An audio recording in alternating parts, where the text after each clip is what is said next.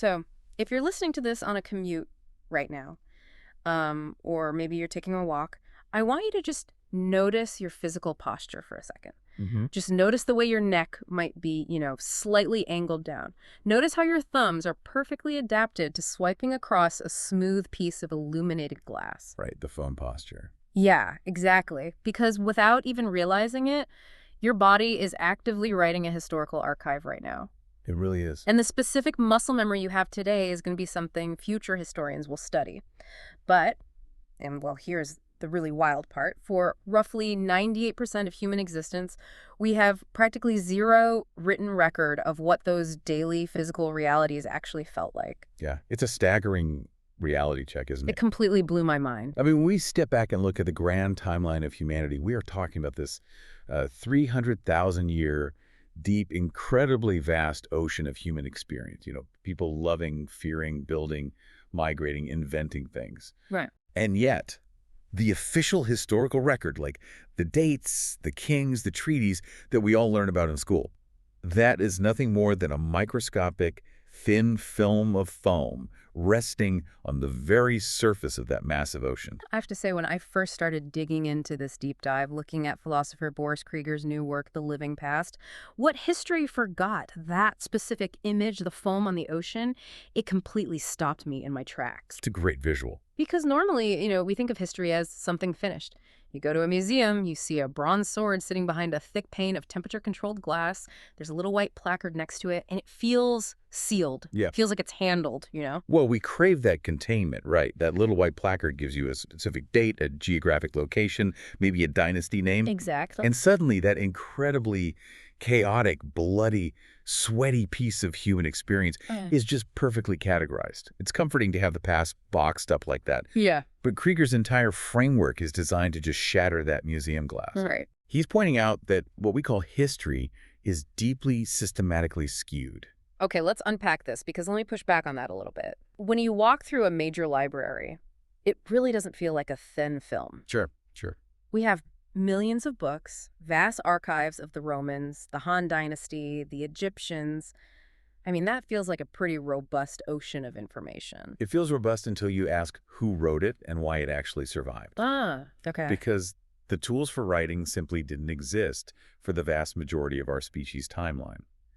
And even when they did, literacy was fiercely guarded. It was a weapon, really. Wow, yeah. So the records that survived the fires, the floods, and the collapses of empires are heavily weighted toward the powerful, the literate, the monumental, the state. Right, the winners. Exactly. If an ancient library burns down, it doesn't burn equally. The official state histories that were copied by scribes hundreds of times, those might survive. But the single ledger of an everyday merchant, or the oral traditions of an entire rural community, those vanish into the smoke forever.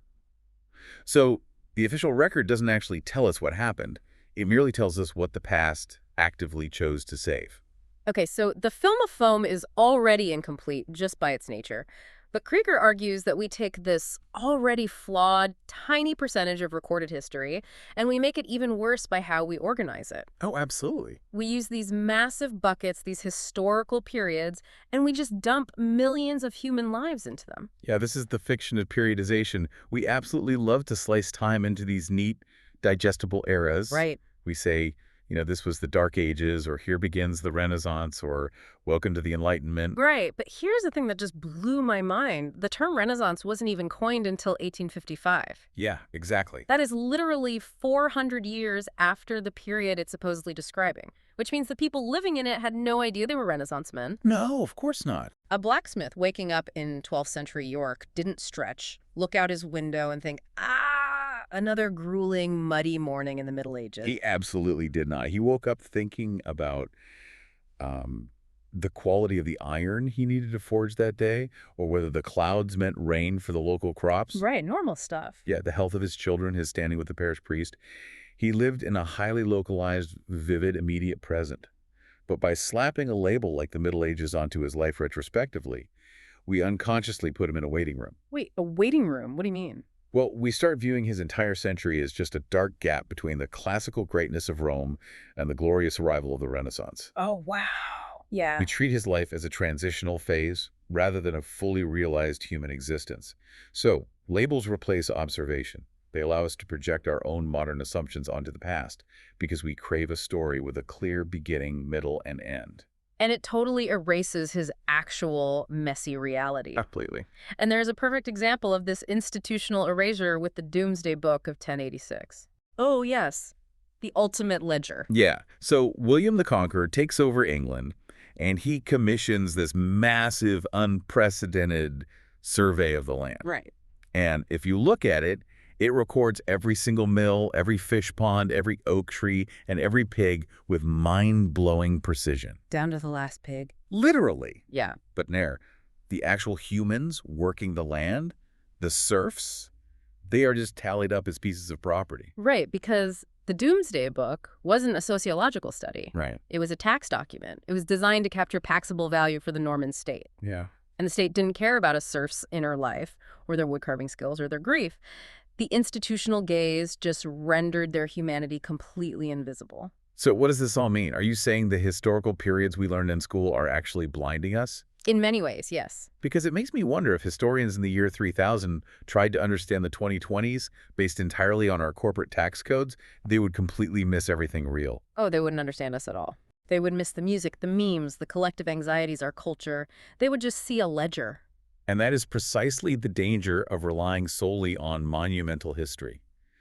By forcing millions of contradictory, complex lives into these simplified macro-historical narratives, we lose the texture of reality. So if we throw out the artificial labels and we acknowledge that the tax records and the official histories are missing the point, what are we left with? That's the big question. Yeah, like if we get out of the museum, where do we actually look? We look at the sensory, immediate fullness of a single day. Okay. Kriger focuses heavily on sensory history, which is profoundly difficult to study because sensory experiences are the first things to vanish. Right. Think about the smell of baking bread in an 11th century European city. Which was definitely not coming out of a plastic bag at a supermarket. Far from it. It was a complex, highly localized chemical process.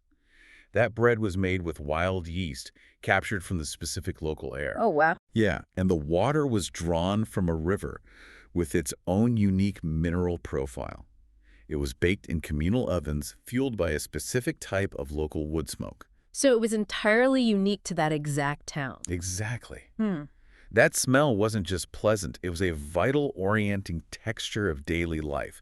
It told you what time of day it was, it indicated whether the wheat harvest was good, it signaled the economic health of your neighborhood. That's incredible. It was a dense cloud of information, and no official chronicle ever bothered to write it down. Because to them, it was too ordinary. Right. You don't write down the obvious. It would be like one of us trying to explain the background hum of a refrigerator to someone 500 years in the future. You just don't think to document it. Exactly. But that ordinary fullness of a day is everything.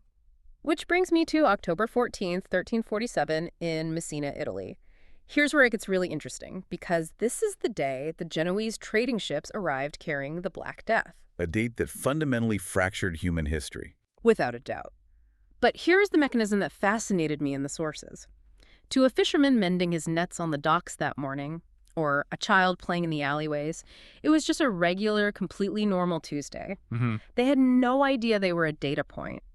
Knowing how the Black Death ends acts like a massive movie spoiler for us. That's a great way to put it. Yeah, we look back at that fisherman, and our hindsight actively prevents us from having historical empathy for his perfectly ordinary morning.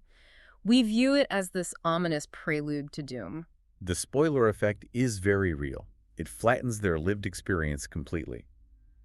But we also have to understand that it isn't just about what they didn't know about the future. It's about how their minds were fundamentally structured in the present. Right. The very architecture of their consciousness was alien to ours. Okay, I'm trying to wrap my head around this alien architecture thing. Are we just talking about a lack of scientific knowledge, or were they literally processing reality differently? Because, I mean, a human is a human, right? Well, yes and no. A mother in the 13th century still loved her kids. She absolutely loved her kids. But the psychological framework around that love was entirely different. Take historian Philippe Arias's work on the concept of childhood. Okay. He demonstrated that in the 13th century, childhood as a distinct, protected psychological phase just did not exist. Really? Yeah, children were integrated into the adult world, adult labor, and adult social life almost immediately. Which sounds incredibly harsh to us today. It does, but you have to look at the mechanics of their world. Infant mortality was staggeringly high. Communal survival required everyone to contribute. It wasn't a lack of parental love. It was complete lack of the social category of the teenager or the child. That is wild to think about. Or consider how they process time itself. You and I experience time linearly. We look at our watches, we check our calendars. Time is this scarce resource on a track, and we are constantly terrified of running out of it. Oh, yeah, the classic modern anxiety of wasting time. Exactly. But a medieval peasant experienced time as a circle.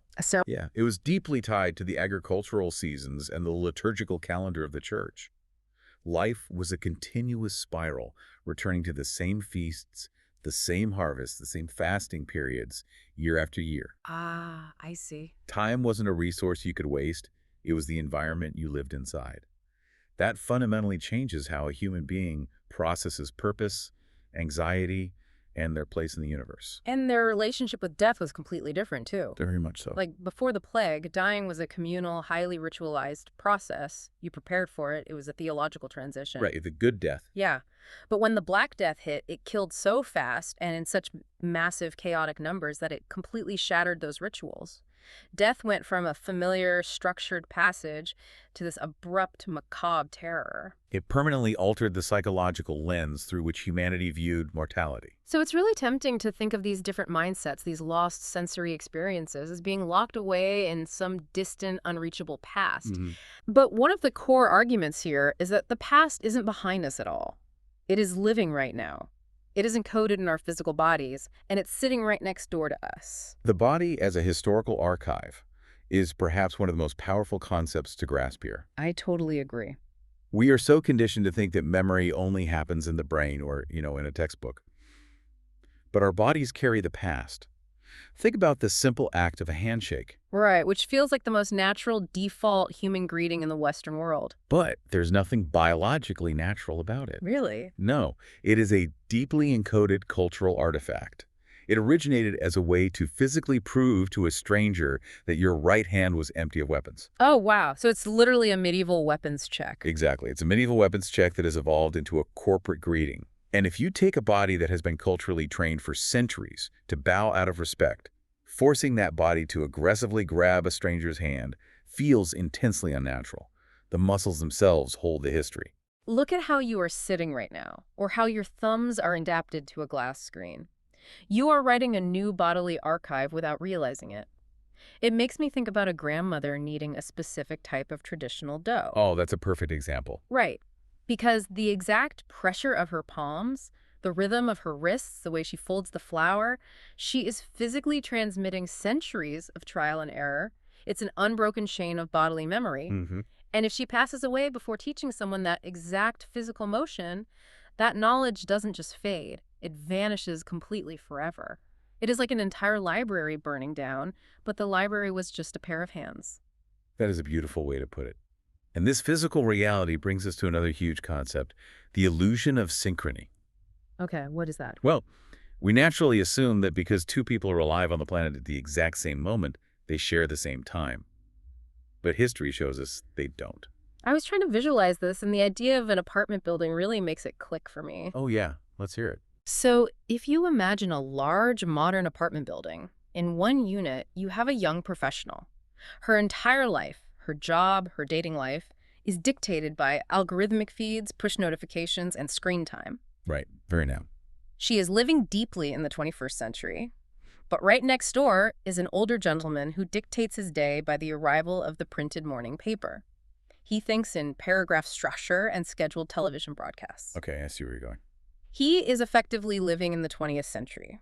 And down the hall is a recent immigrant whose daily rhythm is structured entirely by obligations to kinship networks and elders back in their home village, a temporal reality that predates the Industrial Revolution. This raises an important question, right? Because they share a staircase, they share the same physical address, but they do not share the same century. Yeah. This is what we call temporal pluralism. History is not a single unified highway where everyone on Earth marches forward in lockstep. It is a layered, multi-directional tangle of different times coexisting. And Speaking of a multi-directional tangle, we have to talk about Minocchio the Miller. Ah, Minocchio. Yeah. Because nothing proves how chaotic history is quite like this guy. He was a 16th century Italian miller who got hauled before the Inquisition. Right. And his defense, his genuinely held belief, was that the universe was not created by God out of nothing, but rather it curdled together out of chaos, like milk curdling into cheese. Which is just an incredible image. And he believed that angels appeared out of this cosmic cheese-like worms. It is one of the most famous microhistories documented by historian Carlo Ginzburg. What makes Minocchio so fascinating isn't just the bizarre imagery, it's how he came up with it. Right. How does a peasant in the 1500s build a cheese universe? It was a collision of the newly invented printing press and ancient oral traditions. Ah, okay. Books were suddenly becoming cheaper. Minocchio was literate, which was rare for his class, so he got his hands on high theology texts, travel diaries, and the Bible. But he processed all of that high-level reading through the daily physical reality of his life as an agricultural worker who made cheese. He mashed up scripture with peasant folklore and his own wild imagination. He is a walking contradiction. You can't stick a neat Renaissance placard on Minocchio. No, you really can't. He defies all the buckets. He proves that individuals hold multiple contradictory worlds inside them. Exactly. He is the ultimate proof that the past is messy, idiosyncratic, and deeply human. But this raises a massive logistical problem. If history is this chaotic, if it's made up of unrecorded bread smells, bodily muscle memories, cosmic cheese theories, and people living in different centuries in the same building, how on earth do historians study it? It's extremely difficult. Especially when traditional university departments are so isolated from each other. That isolation is what we call structural blindness. Human historians are trapped within epistemic walls. They are stuck in academic silos. Meaning the building where they study art history is completely separate from the building where they study infectious diseases. Precisely.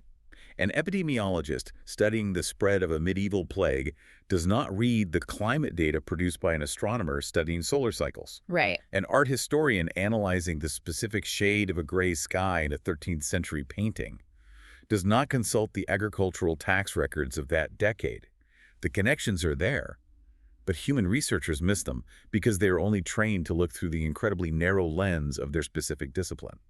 So how do we break those walls down? Because obviously, no single human being can get a PhD in every single subject. This is where we enter a radical new partnership with technology, specifically through a method called the undirected multidisciplinary sweep.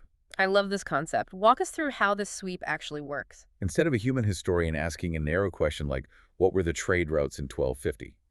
You instruct an advanced AI to pick a single date or decade and collect absolutely everything knowable about it across all domains. Wow. You don't give the AI a priority, you don't filter it, you just ask it to map the entire evidential field. And because the AI doesn't have an academic ego, and it doesn't belong to a specific university department, it just looks at the raw data and finds the overlaps. Exactly. The best example of this working in the real world is the mystery of the 1257 Mount Somala's volcano eruption. A perfect case study. Huh? For decades, the scientific community knew there was a catastrophic global event around the year 1257. Right. They knew this because glaciologists found a massive, unprecedented spike of sulfates trapped deep in polar ice cores. Wow.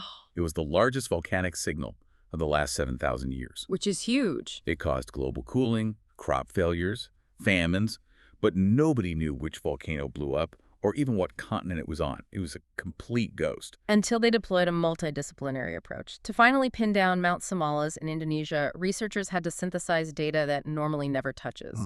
They had to cross-reference the chemistry from the polar ice cores with dendrochronology, which is the study of tree rings, showing stunted growth from a sudden drop in global temperatures. And they combined that with radiocarbon dating and, most incredibly, with medieval Indonesian historical text written on fragile palm leaves. No single human mind is deeply fluent in polar sulfate chemistry, global tree ring patterns, and the translation of medieval Indonesian palm leaves. No, it's impossible. But an AI system can hold all of those disparate variables in its attention simultaneously. It maps the blind spots between the disciplines. So if I'm understanding the dynamic here, the AI is essentially acting as an ultra-powerful wide-field telescope. It is sweeping the entire night sky and plotting all the coordinates. But we still need the human astronomer looking through the lens to actually understand what the stars mean. That is the essential boundary. AI provides tirelessness. It provides massive bandwidth and pattern recognition, Right. but it does not have a body. Right. It has no physical memory, no mortality, and no capacity for wonder. The ideal relationship is a dialogue. The AI removes the disciplinary filters, but the human researcher must supply the empathy and the ethical memory to honor lives that never consented to being studied. Yeah. Because an algorithm can't feel the cold. Exactly. An algorithm can point out that global temperatures dropped by 2 degrees in 1258, leading to a 20% reduction in caloric intake in a specific region. Yeah. But it takes a human historian to imagine the physical ache of that hunger. It takes human imagination to understand the panic of a mother watching the frost kill her crops in July. Hmm. The human brings the vital sensitivity required to honor the lived experience of those people. It isn't replacing the historian at all. It is giving them a superpower to see the entire board so they can finally understand how the foam relates to the ocean. Well said. Okay, let's tie all of these threads together. If there is one massive paradigm shift to take away from this, it's that history is not a subject you study in a classroom and then put away on a shelf. It is an active condition you live inside of. The past is not behind you. It is quite literally shaping the language you speak, the posture of your spine, and the completely ordinary habits of your daily life. And perhaps the most vital realization for you listening right now is that the present moment you are experiencing is the future's unrecoverable past. Oh, that's deep. The specific hum of your refrigerator in the kitchen, the quality of light falling across your desk, the texture of the modern clothes against your skin, these highly ordinary, unrecorded textures are incredibly perishable. And because they are perishable, they are historically precious. Which leaves us with this final, lingering thought to mull over as you go about the rest of your day. Consider that 1,000 years from now, in the year 3026, historians might be using hyper-advanced AI to try and synthesize a simulation of what it actually felt like to be a human being, listening to an audio deep dive on this exact day. What silent, perfectly normal assumptions are you making right now about how the universe works or how society functions that will completely baffle the historians of the future? When they finally look back at you through their own museum glass, what will they get wrong?